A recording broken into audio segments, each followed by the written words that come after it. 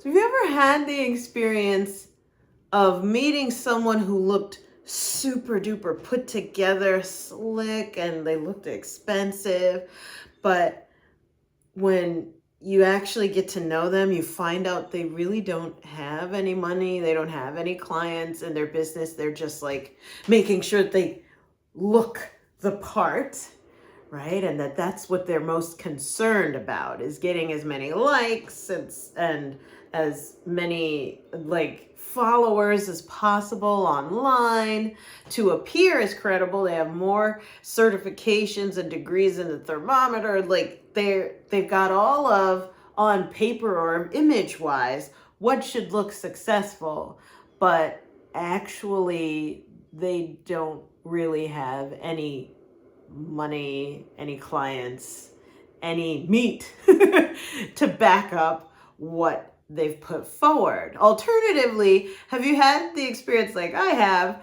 of meeting people who look literally almost homeless, like falling out of their clothes, like things, broken stuff everywhere, but come to find out they have millions and millions of dollars, like they're rolling in money, but they look broke. This is what we're going to talk about today. Daring to dream bigger, as in dream in a way where your dream actually happens, where you have so much freedom that you don't even look like the level of success that you actually have, because you don't feel like getting all put together or something like that every single day, right? You got stuff to do. Like, I want you to have that kind of success where people have no idea. When they look at you, they're like, oh, you ain't nothing.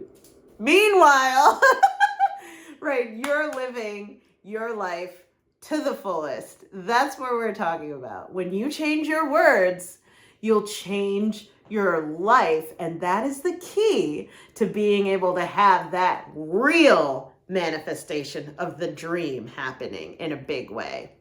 Not just looking all cute, right? And getting all of the attention online. That's not the way. I'm talking about the money is in your bank, right? And learning what it takes to really manifest the dream for yourself. Not just talk about it, but walk it. Sensei Victoria Whitfield here from strategicmeditation.com. It's my joy to help impact-driven entrepreneurs and leaders like you get and stay grounded and clear in mind, body, and business. This is your business energy flow forecast, where as your energy weather lady in business, I help you see what's coming in the week ahead, what to be on the lookout for, so that you can keep your energy high, so that you can increase your income and impact. Get out there, serve the people that you're called to in a big way, and continue to endure in doing the good work that you've been called to. Make sure you like, subscribe, hit the bell on YouTube so that you get notifications when these are released first. And let's get to it. Dare to dream bigger, as in don't just talk about it, be about it. And this is the 5th in our 5-episode series on the power and the problem of language, right? And we've been looking at how, not only how we talk to ourselves, but also how we talk to ChatGPT and large language AI models, right? How this shapes our reality and our psychology and our actions. This is so powerful. This has been an amazing series. And with this 5th and final installment, we're going to look at specifically the problem in language when we learn to talk small, we walk small, right? If you learn to play small, if you are given language such as launch $1 million business, small language, by the way, if you're giving thinking small language, you're going to have small results. Yes, the whole $1 million la la la in marketing is actually thinking small, because my spirit guides are telling me to tell you that is just for marketing. That's just to play on your pie in the sky dreams, but to overload you so that you aren't able to take the actual actions that matter to get you to 6, 7, 8, 9 figures. Like people who I know, I'm at multiple 6 figures and have been steadily for over a decade. And if that speaks to you, awesome. I'm happy to help you do that, because I've gotten my life back. I have my freedom of time and space, which I love, right? I'm able to focus on my health because of how I run my life. But that whole $1 million business, $1 million boss babe, strong, independent, la la la la, right? Those words were actually, I realized, for me, not what I was looking for. When I tallied up the type of lifestyle that I want to live for the rest of my life, it didn't come out to no 7 figures like a year. I didn't need that.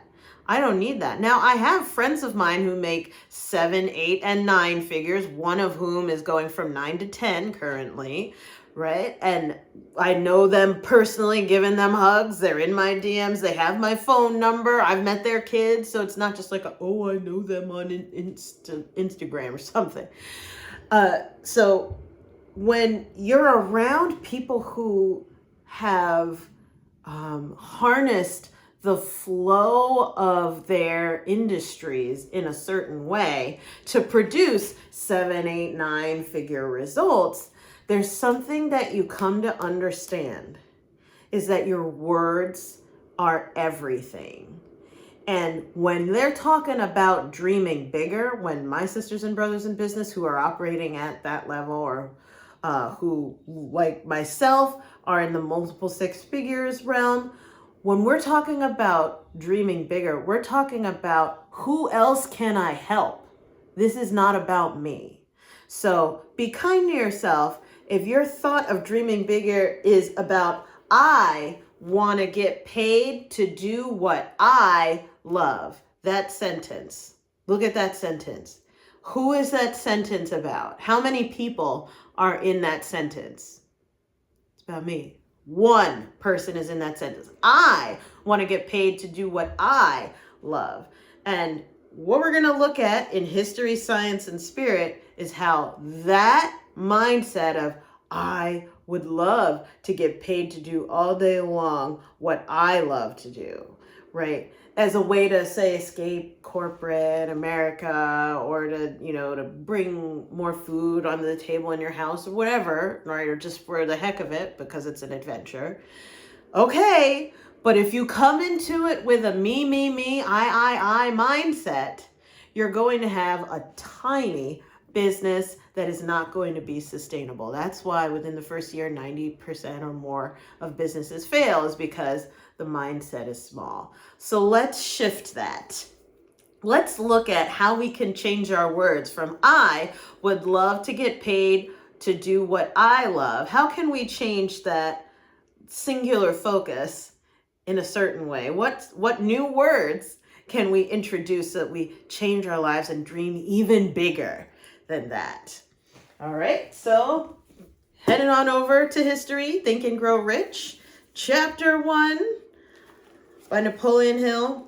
Thoughts are things. The man who thought his way into a partnership with Thomas A. Edison, the dude that invented the light bulb, that guy.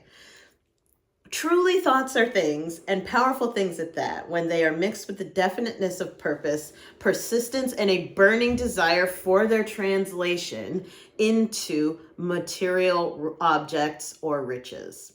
Some years ago, Edwin C. Barnes discovered how true it is that men really do think and grow rich. His discovery did not come about at one sitting. It came little by little, beginning with a burning desire to become a business associate of the great Edison. One of the chief characteristics of Barnes' desire was that it was definite. He wanted to work with Edison, not for him. Observe carefully the description of how he went about translating his desire into reality, and you will have a better understanding of the principles that led to riches. When this desire or impulse of thought first flashed into his mind, he was in no position to act upon it. Two difficulties stood in his way. One, he did not know Mr. Edison. And two, he did not have enough money to pay his railroad fare to get to Orange, New Jersey, where Edison was. These difficulties were sufficient to have discouraged the majority of men from making any attempt to carry out the desire, but this desire of his was no ordinary desire. The inventor and the tramp. He presented himself, Barnes did, at Mr. Edison's laboratory and announced he had come to go into business with the inventor.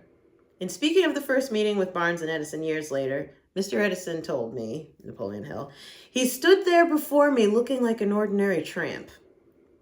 But there was something in the expression of his face which conveyed the impression that he was determined to get what he had come after.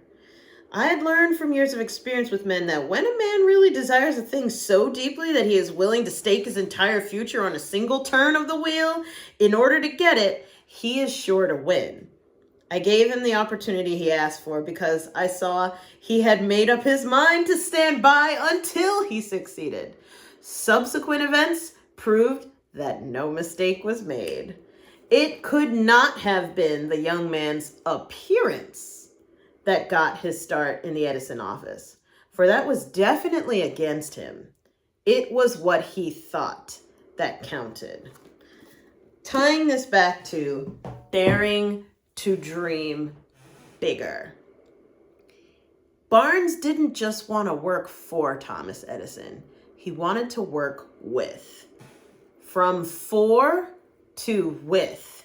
He changed his words. And because he changed his words, he changed his life. When he showed up on Edison's doorstep, he looked like a homeless guy, a drifter. That's what a tramp is. Someone who just goes and is wandering from place to place, tattered clothes, patchwork, just scraping by kind of a person. Didn't really look like someone who a famous inventor would want to go into business with at all. Looked more like a charity case. His appearance was not what sold it. It was his thoughts. The fact that he showed up and the word was announced. He's like, I'm here to go into business with you. I'm here to announce that I'm going into business with you. And as you read the rest of chapter 1, he ended up making millions and millions of dollars for Edison with his dictation machine. But it took him years to really get into that. But the point is that he thought on another level. He showed up to serve in any way, shape, and form. He showed up to serve Edison. He knew who he was going to serve, Edison, and he was there to say, I'm here to help, right? He was very clear on that. So when you're looking at daring to dream bigger, you need to be really clear on who you're going to serve. Any of my friends who are making 7, 8, 9 figures in their business, they're very, very, very, very, very crystal clear on who they serve, because capitalism is supply and demand. If you go into the market and you don't answer the demand with your supply, instead you just supply without answering any demand, you're not going to be successful. If you don't show up to serve, right, if you don't have that kind of mindset, then you will not be successful. If you show up to receive, if you show up to be creative of, I'm going to do what I love. I'm going to get paid to do what I love. I came up with this thing and I'm going to make my business about selling my thing that I came up with. That's not how capitalism works. Supply and demand. You've got to go out there and solve problems. The fifth principle of Reiki, by the way, applies to this. Kyo dake wa hito ni shinsetsu ni. Kyo dake wa, just for today, hito ni shinsetsu ni. Be kind to others. Be kind to others. Don't just be kind to yourself. And I understand that sometimes it's a self-care decision to start your business or to continue in your business. Like you're trying to like care for your own independence, or getting more time to take care of your health, which is one of the things of like why I'm in business. Is I want to be my best version of myself, my strongest version of myself. And I need my time in order to do that, right? I need my freedom in order to do that. Yes. Is that you too? Right?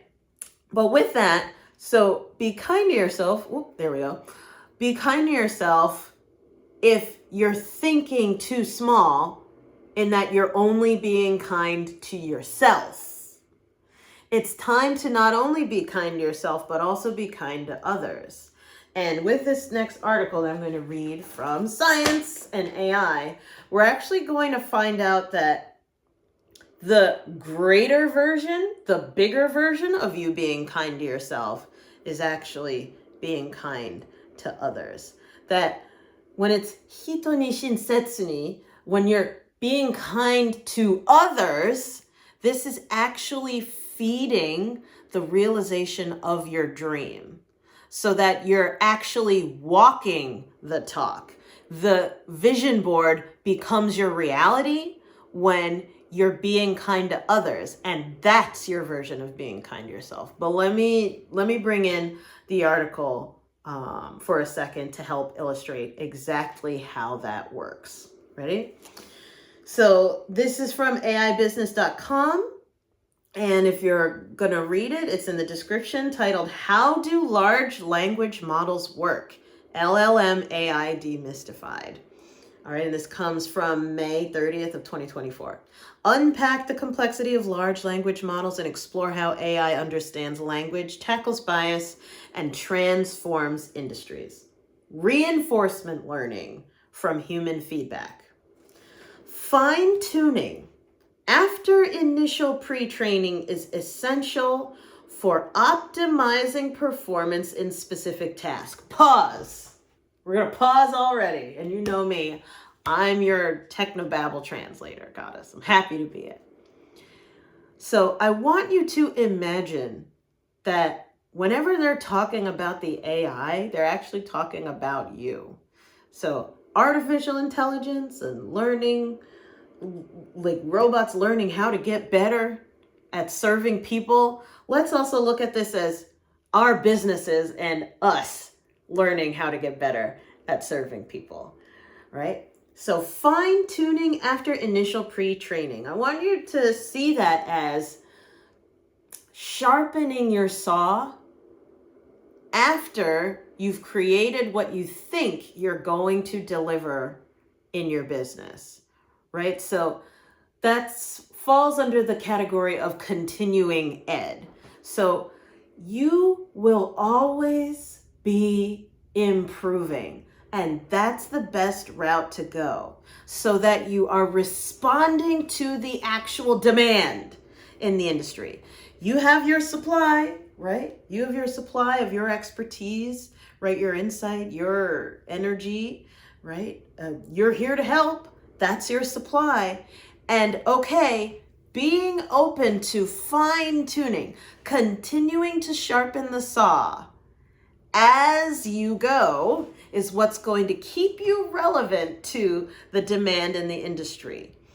Unpause. Fine tuning after initial pre-training is essential for optimizing performance in specific tasks. In this process, the models, parameters, are adjusted based on feedback from task-specific benchmarks with learning reinforcement based on human feedback. Pause. So that means in order for you to increase the demand for your supply, you've got to receive feedback, human feedback about your tasks at hand. Not just the industry in general, but no, send the post-session feedback form of what was good about that for you? How can I improve? Rate your experience on a scale of 1 to 10, right? 1 being awful, 10 being awesome. Right. So having people give you feedback on how you're doing, feedback on your product, feedback on your website, feedback on your business card, feedback on your elevator pitch, be open to feedback is the name of the game. This is you being kind to others and that being kind to yourself. When you are kind enough to ask people, how was that for you? How can I better serve you? They give you the data of how to improve yourself. And then that means you get to, if you're open to, integrating that feedback to become better at serving them and more people.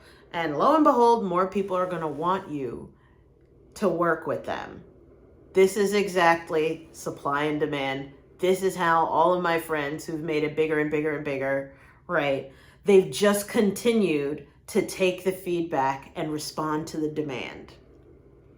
As opposed to those of us who think we have to be perfect in order to serve, and also that everything has to be perfect and no one can tell you about your thing. No, it's your business is your baby.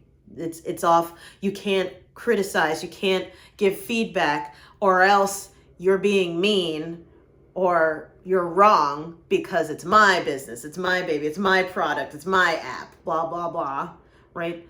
That type of small thinking, I think of it as the starving artist's mindset of like, no, it's my divine work. You can't tell me how to make it better. It's all right, then you're an artist, you're not an entrepreneur. Unpause. Often this fine-tuning is based on a data set designed for a specific application. This enables the LLM to adapt generalized knowledge to the specific tasks set for it. Fine-tuning is a critical aspect of benchmarking a large language model and is required to optimize performance across different use cases. Unpause. What does that mean?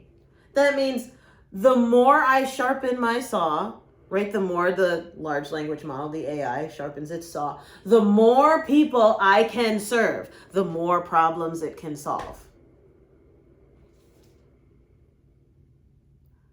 Be kind to yourself. Be open to feedback. Unpause. Incorporating human feedback through reinforcement learning is an advanced step in training an LLM. During this process, the model's outputs are adjusted based on human preferences and gently guided toward more desired behaviors. Like, are you seeing this? You can be gently guided towards what your people want to pay you for. Let me keep reading. In conversational AI, reinforcement learning pushes responses toward engaging and respectful answers aligned with moral, ethical, and human standards. So this is not just mean criticism, but no, moral, ethical, human. Unpause. Challenges and limitations in AI's Achilles heel, though. Despite recent advances, AI technology continues to present significant and sustained challenges and several key limitations. These include, but are not limited to, algorithmic biases, 2, ethical concerns, and 3, the sustainability of ever-increasing computational demands. So we have biases, ethics, and sustainability. We'll just drop a pin in those 3. These issues stem from a combination of technical constraints, characteristics of the training data, and broader societal and ethical context in which the world operates. Pause. What does that mean to us? So this means that what can be our, just like AI's, Achilles heel in improving our ability to respond to the demand is, one, we come with the bias of business is my baby. This is my work of art. This is my life's work. This book, this program, right? This business card is my life's work, right? The bias of I have to be perfect. Let it go. Ethical concerns. So ethical concerns have to do with context of like, okay, so for example, Victoria, am an American, and although I have a global presence and I have had clients from all over the world, there's ethical concerns of like, okay, what about my bias as an American? How does that apply to or translate and affect my ability to understand clients of mine who are out in Spain, clients of mine who are out in Australia, clients of mine who are out in Canada? The ethics, it's okay, that has to do with a change of context. And then sustainability of ever increasing computational demand. So our sustainability can also be our Achilles heel of, well, can you continue to keep up with people wanting more from you or people continuing to come back and buy from you? Are you going to be a coach for the rest of your natural life, for example? Unpause. Algorithmic bias and ethical concerns. Algorithmic bias remains a significant challenge for LLMs. I felt that. Perfection paralysis, right? Translation, perfection paralysis. It remains to be a significant challenge for conscious entrepreneurs. You and me both. Perfection paralysis, unpause. In many cases, they can inadvertently perpetuate or amplify perceived biases present in their training data. AI systems generally learn to make statistical predictions based on their training data, based on the past. So our version of what's perfect is based off of obsolete information, meaning the past, our past experiences. If the training data contains biases, this can be due to historical inequities, prejudiced content, or non-representative sampling. They can be learned, repeated, and amplified by the AI. That means you can, all of the parts of you that aren't aware, that you don't know what people want and want to pay you for, if you're not open to feedback, you're not going to figure out what they want to pay you for. You're just going to stay in your little bubble of, I have a business, look at how official I look with my suit and tie. And you're going to go for years and years without clients or without being able to break even, without being able to get out of debt as a company, or not be able to take on good debt because you don't have enough credit to do so. Be kind to yourself. You can perpetuate unintentionally these issues if you're not open to feedback. Unpause. One example could be an LLM trained on predominantly English internet text, which doesn't perform as expected in dialects or languages not represented in its training data. Right? Okay. What if your biggest market is not in English speaking? What are you going to do then? Furthermore, language is nuanced and context dependent. LLMs aren't necessarily able to understand these nuances, which can often lead to misinterpretation or inappropriate responses. These issues are deepened by idiomatic expressions, regional dialects, cultural references, and sarcasm, which all can be misconstrued by a model that has no base of reference for underlying social and cultural context. So if I don't find a way to be relevant and to speaking my ideal client's language, then I'm not going to hear them and they're not going to hear me, and they're not going to be helped and I'm not going to make money. Period. If AI is to become further integrated into decision-making processes, these issues will need to be addressed. The potential for misuse continues to grow.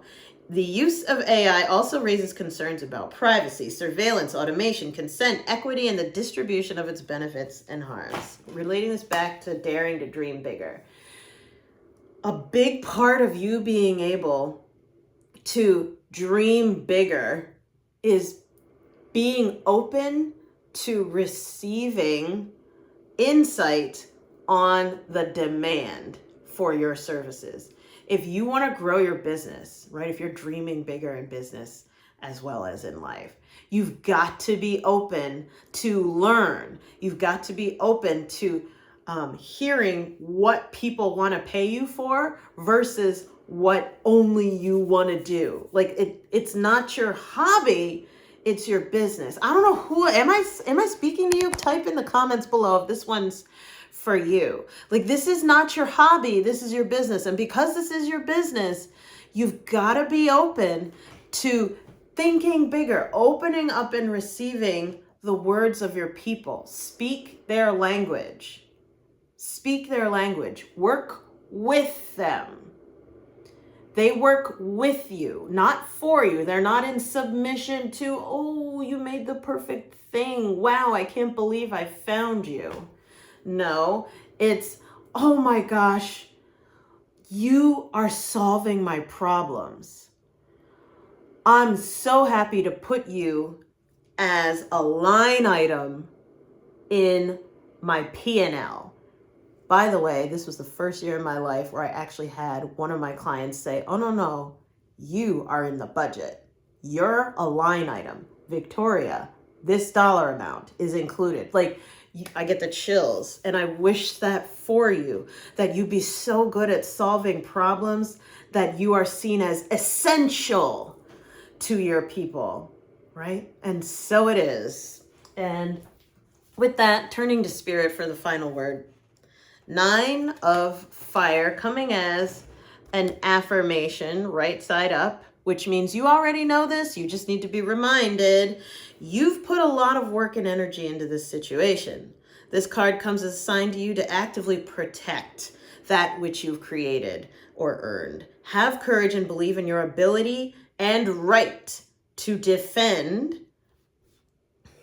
the fruit of your labors. Strengthen your resolve and don't give up. You possess the wisdom and stamina to bring this situation to an agreeable conclusion. However, it's important to open your mind to the assistance and points of view of others.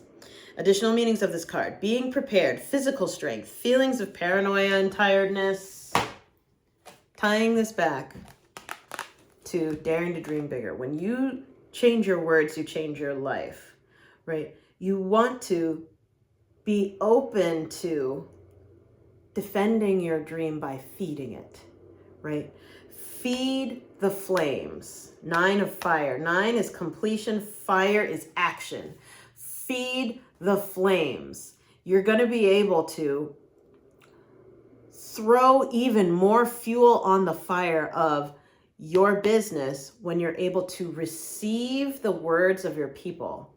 I have no idea why my guides are telling me to tell you this. When you're able to take the feedback and apply it to your actions, this is going to cause you to, number 9, close more sales. So if you're open to it, if you want to dream in a way that means you're going to receive your dream, not just look the part and have all of the vestiges of success, but no, you don't even look the part, you just have the success. If that's you, this is what you need to do. Take the words, integrate it, put it into the fire of your actions, and feed the flames, right? Keep the fire of your actions going with the right words. The words that you use to describe what you do and who you serve can and will change your life, change your business. With that, the action step, as always, of the day is a strategic meditation. Go ahead and log on to school. You're going to type into the search bar, peaceful darkness clearing? Yeah. Peaceful darkness clearing. I can read my own handwriting. This is in the energy clearing section of our vault of visualizations. It's 16 minutes long. Again, peaceful darkness clearing. So we could talk all about this, but the reason why we need to do a strategic meditation is because we need to feel it. And what you need to feel is open to being kind to others And that being how you are being kind to yourself, especially in your business.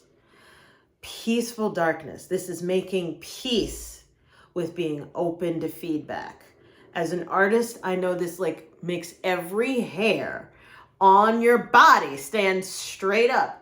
But do the meditation, 16 minutes, peaceful darkness clearing, 16 minutes. Do the meditation so that you're able to be open, a blank slate. Let your ideal client literally hand it to you. And so it is. Now, you may come to the end of this video and you're thinking to yourself, whoa, Victoria, that was a lot. And I get it, but no. I have more questions about dreaming bigger because I have more things that I want to do, and I'm tired of giving everything away to people. I'm tired of hearing everybody having to give me feedback. Like this, I'm not getting it, Victoria, and I'm not ready for school. What do I do? Where can I reach you? Click the link in the description. It's the one that says victoriawhitfield.com/contact. You fill out the thingy, fill out the form, hop on my calendar. It's a complimentary half-hour call, right? And let me talk you through that. Like, I want to hear what's your story, see if I can help or if someone that I know can help you bridge that gap between your dreams to reality, right? You really walking the talk, not just talking the talk of being successful. So I'm sending you so much love. Mwah! Go make some magic, and remember, you do not have to lose your glow as you grow in life and business. Bye for now.